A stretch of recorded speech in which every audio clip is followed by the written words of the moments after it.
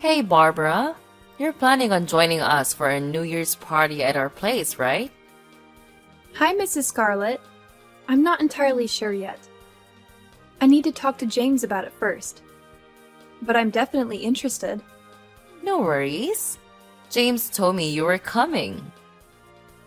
If you can, it would be awesome if you could help me out in the kitchen like you did last year. Oh, James mentioned that? Yep, he did. You're practically family, so it's all good is everything, alright? You seemed excited before. You know you're always welcome here as my son's wife, right? It's not about that. So you're thinking of leaving me with all the cooking and stuff? I could really use a hand like you did last time. That's not what I meant, really. I get it now. You want James to come alone so you can enjoy New Year's on your own? I had a hunch. Someone like you, who didn't get any fancy education, might be a bit confused. If you got something to say, just say it clearly. What's your point? It's just that you had me redo the broth last year, which took time. So I wouldn't have been able to help right away. A good wife would handle that kind of thing smoothly. Anyway, it's settled. You're coming whether you're super excited or not. It doesn't seem like you've improved much this past year, so I might need to show you the ropes again. That won't be necessary, really. We're family, and New Year's is family time, right? No need to stress. The kids won't be around, so it won't be as chaotic. It's not the kids I'm worried about. Last year, I know my husband was drunk and Uncle Mike was a little rough on you, but this year will be much more relaxed, I swear. The drinks won't pack as much punch, I think. Are you sure about that? Absolutely sure. I'm not trying to be hard on you. I care about how you're doing. I want you to be the best partner for James. Plus, I know you don't have a big family around. I want to share what I can. So, come on, be part of the celebration, okay? Let's have a great New Year together. Also, I'd like you to find a nice restaurant and order 3 of their best dishes. 3 popular dishes. That could be a bit expensive. Is that alright? Come on, don't overthink it. Just place the order, alright? You do tend to question things a lot. Doesn't James ever get on your case about that? I think, as a spouse, sometimes you just go along without too much back and forth. Well, we do have our disagreements. But that's not really the issue. How should I pay for the restaurant stuff? Do you want to send me money first? Just pay for it first, and I'll give you the cash when we meet up. You'll get the food, and I'm also counting on you to bring some dishes. If you're my son's wife, you should be able to whip up something, right? Fine, I got it. Hey Henry, this is Barbara. How have you been? Hey, Barbara! Long time no see. I've been doing great. How about you? I'm hanging in there. I hope your wife and your nephew are doing well too. Yeah, he's doing all right. Despite his recent breakup, he's been focusing on his studies. By the way, I noticed you haven't swung by the restaurant lately. I was a bit concerned. Is everything okay? Yeah, everything's fine. The reason I haven't been coming is that you'd insist on giving me everything for free. I felt bad about not paying for meals that cost quite a bit, so I decided to stop coming. What are you talking about? You worked as our front girl for years. Your energy brought in so many customers. You're a big part of our success. I owe you, so the least I can do is provide you with free food. No, that's not really the case. I'm really grateful for the opportunity to work there and for the meals. But I've moved on from that job, and it doesn't feel right to get things for free anymore. I see. But listen, My wife and I were thrilled to have you working with us. We had a blast. Same goes for we've been looking after him so his parents can sort things out. I knew you were looking after him, but I didn't know the backstory. Is everything okay with your sister and her husband? They ran into financial troubles and went bankrupt. I hired my brother-in-law as a chef at the restaurant to help them out. That's really kind of you. I'm sure they appreciate it. Besides, people tell me I have a bit of an intimidating look, so I couldn't have attracted customers on my own.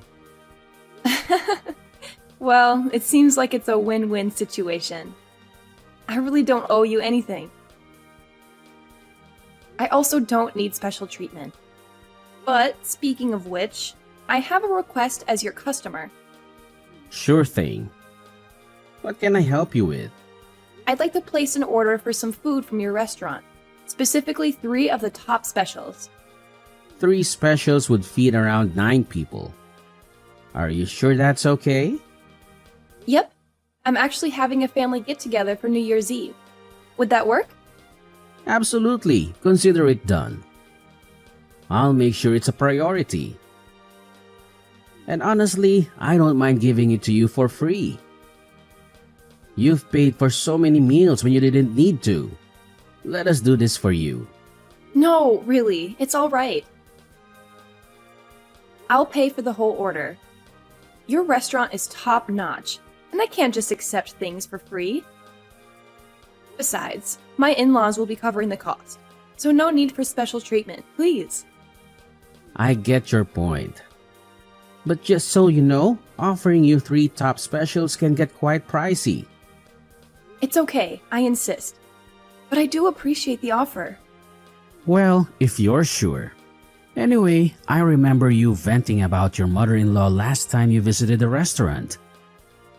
Is everything all right now? I was hoping things got better, especially since you're invited to their family gathering. It's not exactly great. She actually kicked me out of their house last year, claiming I cooked too slowly. What, in the middle of winter? That's awful. Yeah, it was really tough. But I managed to call a cab and get back home. I'm kind of nervous about going back this year. Isn't there someone from your husband's side who would stand up for you?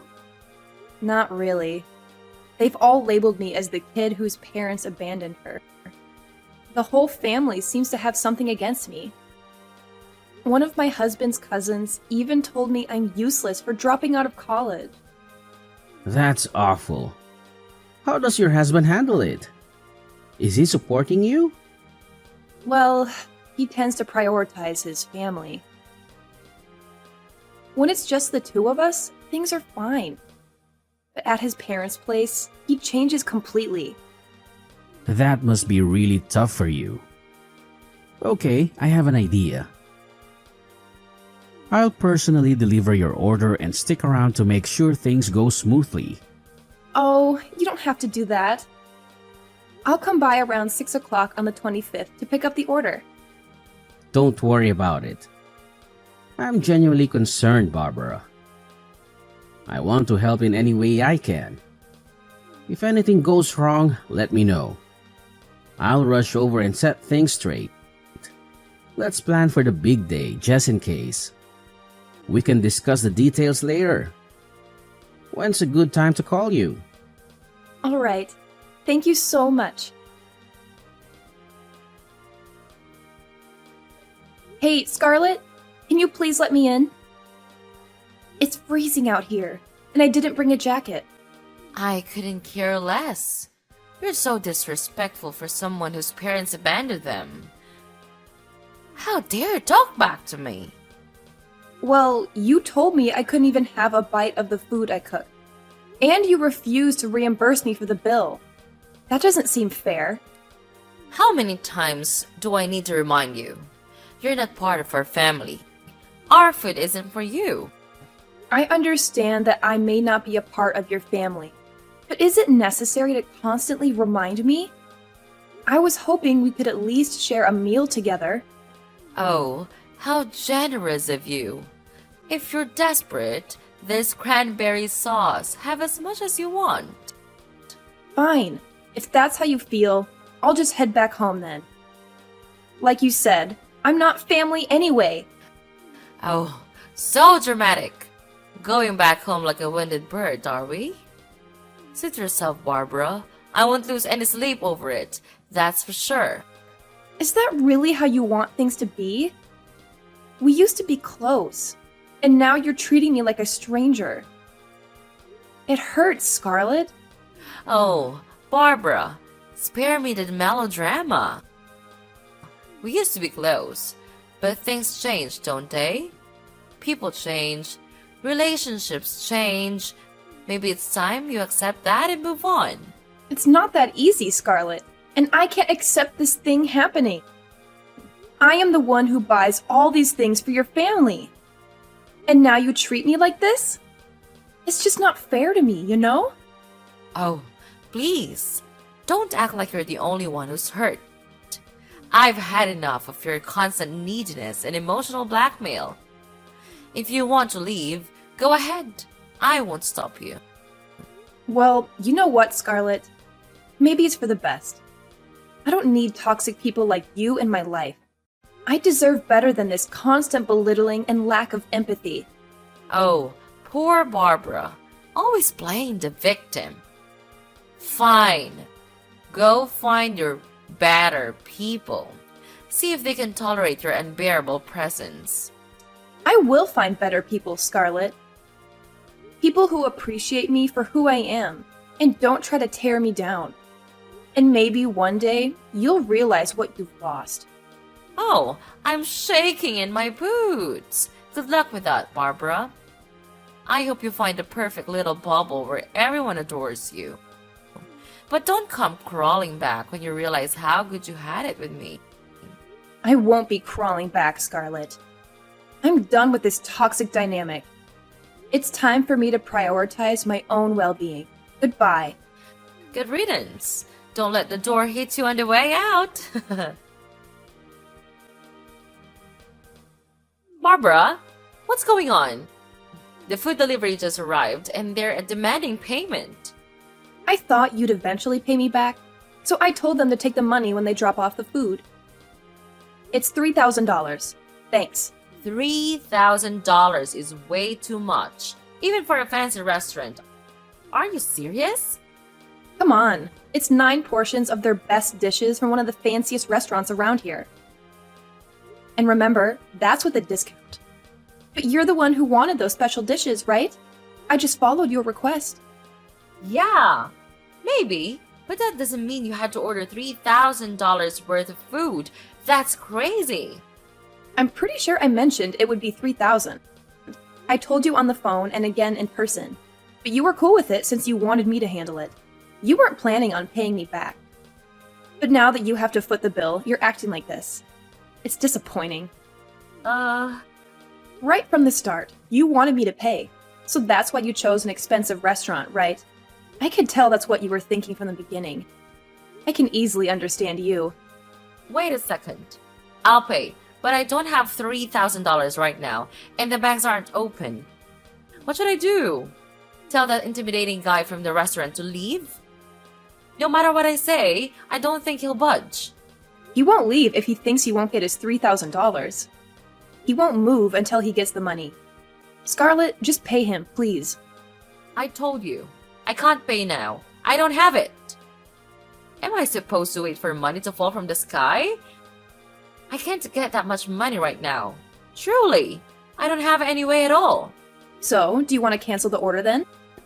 Yeah, there's no other option. I can't afford $3,000 for food. Well, keep in mind you'll still have to pay a cancellation fee. What? Where did it come from? Now there's a cancellation fee too? That is absolutely nonsense. Yeah, they've already used their time and ingredients to make $3,000 worth of food. It's fair for them to charge a fee if you decide to not go through with it. They've put in an effort, and it would go to waste, so they need compensation. Okay, fine. How much is the cancellation fee? Well, they've already prepared food for $3,000, so the fee would be around $3,000. What? This is like going to back to square one. This must be a scam. I'm heading to the police right now. You're going to be charged with fraud. I don't know what part of this you think is a scam, but when the police arrive, I'll be more than happy to show them the time you threw boiling water at me in the kitchen, or when you hit me with the frying pan, or how about when you spread cooking oil on the floor, causing me to slip and fall, and then proceeded to kick me while I was down? And I'll show them the instance when you called me a worthless failure. What do you mean, show them? The man who's currently at your doorstep helped me set up a small camera inside. He's been looking out for me since I was very young. He's like a father figure to me, and he was extremely concerned. A camera? You mean you recorded everything? No. How could you? Exactly. I'm grateful we planned ahead and installed those cameras. I never thought you'd go so far as to physically harm me. So, Scarlett, go ahead and call the police. Or should I? Honestly, it doesn't matter much to me. No. We'll hold off on involving the police. I see. In that case, please settle the food bill. There are only adults at the party. If you all pitch in, I'm sure you can come up with $3,000. Someone must have a credit card at least. I think this is not a difficult problem to solve. Alright. Fine. I'll ask everyone to contribute money and I'll cover the bill. Is that what you want? If I do that, you need to tell that guy at my door to leave and erase that footage. Alright, I've just received confirmation that he's been paid. However, I'm definitely not deleting the footage. By the way, I also have recordings of the entire family ignoring and mistreating me. So if you don't comply, it won't only be you facing exposure. Keep that in mind. I can't believe you set up cameras in my house. That doesn't sound legal. It's an invasion of privacy. If I didn't have concrete evidence, people wouldn't believe me about the abuse I endured. I apologize for the invasion of privacy, but my well-being takes precedence. You're despicable. I don't know what James saw in you. You're a horrible person. I'd argue you're the one who's despicable for engaging in such cruel behavior that you don't want anyone else to see. I consulted with Henry, who ensured I had legal counsel. If you step out of line again, I will release this footage. Furthermore, I've been instructed not to disclose this, but 3 months ago, James's job was downsized, and he lost his job. Now, he's just a parasite. What? That's not true. He just told me how well things were going at work. He talked about his promotion and raise. You were there. Are you lying to me? Nope, I'm telling the truth. He spent the last 3 months sitting in front of the TV, playing video games while I've been working tirelessly. He's been relying on my salary. He hasn't even made an effort to find a new job. He claims he's been applying for places, but I haven't seen him attend a single interview. I don't need a freeloader in my life, so I'm leaving him with you. I hope you and your family can support him emotionally. James lost his job? I can't believe it. He's been lying to me and unemployed for 3 months. Please tell him to leave me alone and never return. He spent 2 years pretending not to notice the mistreatment I endured from your family. That's when I realized I don't love him anymore. He's been trying to conceal his job loss. If you threaten to expose this, he'll likely comply with anything you say. People with big egos are easily manipulated. Ugh, I can't believe it. You're crooked. And what about you? The mother-in-law who bullies her son's wife incessantly and criticizes her cooking despite lacking culinary skills? And the husband who tries to assert dominance over his wife in front of family despite being jobless? Being around your family was like being in hell. I'm relieved to be leaving all of you. What's wrong with you? Your parents abandoned you, and you don't even have a family. Yes, you're right. I've always yearned for family, but I'd rather face that than remain in a family like yours. Oh, please. Abandon me? You know nothing about my past or what I've been through. Just because I don't have a traditional family doesn't mean I'm any less of a person. I've built a life for myself and created my own support system. Well, it's clear that you're bitter and resentful.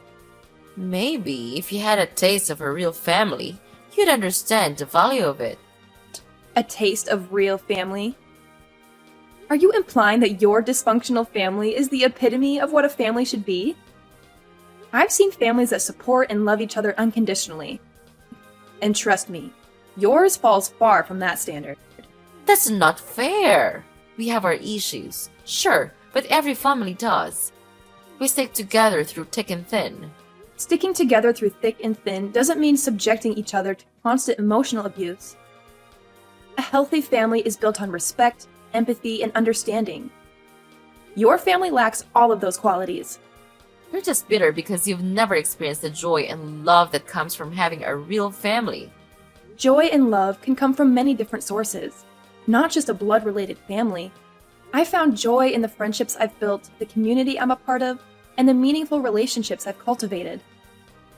I don't need a toxic family to define my happiness. Well, I hope you find whatever it is you're looking for, but don't think for a second that your judgmental attitude makes you superior.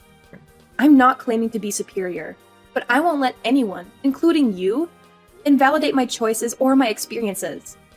You may have your family, but I have my own path, and I'm proud of the person I've become despite the challenges I've faced.